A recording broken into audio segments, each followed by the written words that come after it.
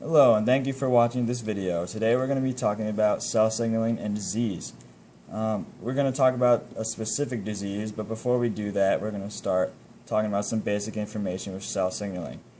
So with cell signaling, we have cell-to-cell communication, and this is necessary to perform proper functions within the cell and within the body as a whole. Within cell-to-cell communication, we have signal transduction pathways, which involve reception, transduction, and release. Reception is where a target cell detects a signal molecule from outside the cell. Transduction is the conversion of this signal to a form that can bring about a cellular response. And a cellular response is a specific cellular response, obviously, to the signal molecule, where it could be the cell producing a substance. And then failure to relay signals properly and completely fulfill each step in the signal transduction pathway can result in disease. And then other information on cell-to-cell communication. There are different types, such as with distances. You have local, long distance, and synaptic pathways. And then local pathways involve juxtacrine and paracrine signaling. Juxtacrine involves cells that are right next to each other.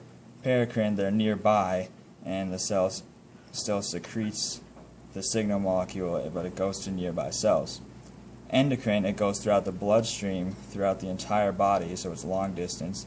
And then synaptic involves neurons and brain cells, and it's a whole different category of its own, which is what we're going to be concerned with our disease. And then the disease that we're doing is known as ALS. We're going to explain what that stands for on the next slide. But ALS is concerned with synaptic pathway. Other information on cell communication in general. Plants and animals have direct communication or cell signaling.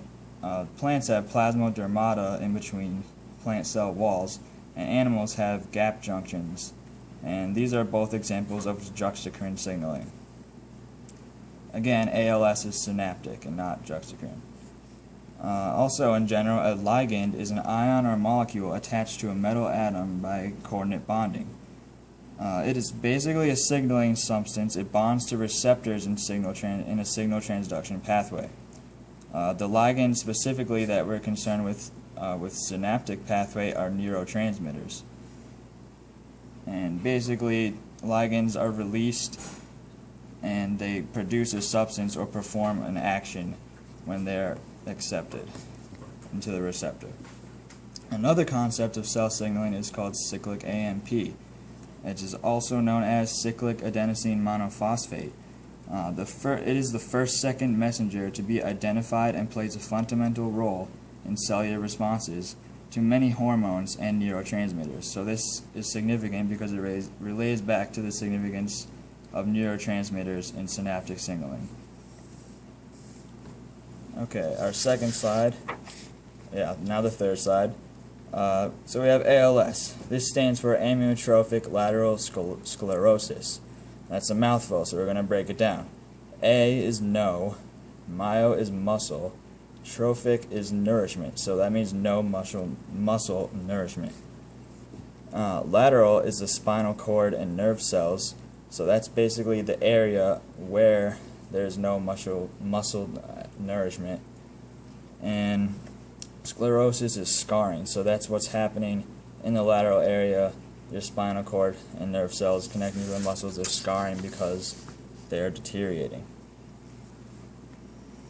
So muscles deteriorate over time. And here we have a picture of the brain and spinal cord in the lateral region, and so the deterioration of the neurons affect the entire body. Now on this slide we have a motor neuron and a muscle cell. And again, the type of cell signaling pathway we're talking about with ALS is synaptic, so it's going to involve neurons.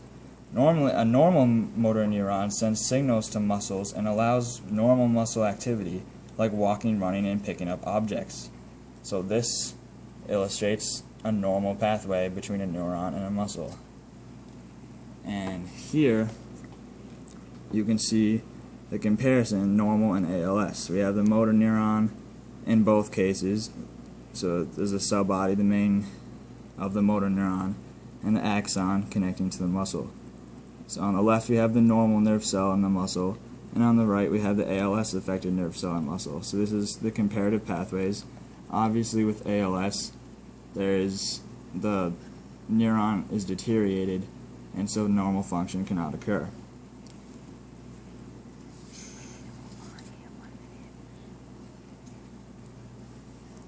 Okay. There's familial and sporadic ALS. Familial is genetic, and because it's genetic, ALS is autosomal dominance when it is familial. There's normal genes and they're not sex-linked.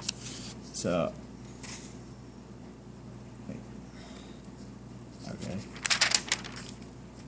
Then there's random, sporadic, and familial, like we said. There's a much greater percent of having sporadic, close to 90%, so it's a majority, and then the other 10% is familial. Okay, at least a dozen genes are known to cause ALS. So ALS is linked to many genes, so we have it represented here like a spiderweb effect. It's in the middle, and it's connected to multiple genes. There's not a definite reason for getting ALS and is not completely understood. Symptoms and treatment of ALS. There are